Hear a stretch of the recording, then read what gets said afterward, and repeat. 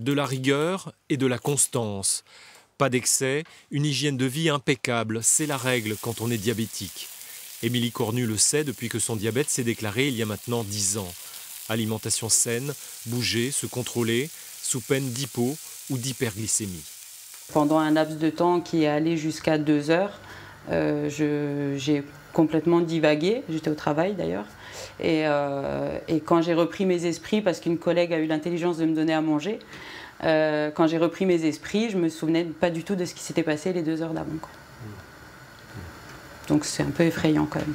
Contrôler sa glycémie une dizaine de fois par jour, c'est la seule manière de pouvoir mener une vie à peu près normale. Le diabète est une maladie contraignante, il ne faut jamais se séparer de sa dose d'insuline.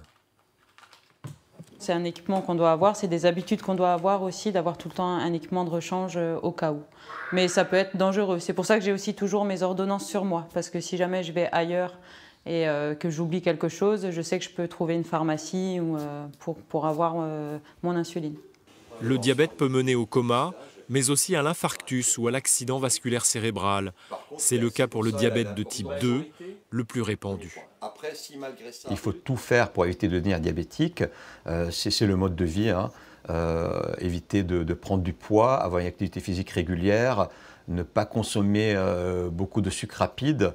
Le poids, c'est très important. On sait que le diabète de type 2 est lié à la surcharge pondérale qui va entraîner une résistance à l'insuline.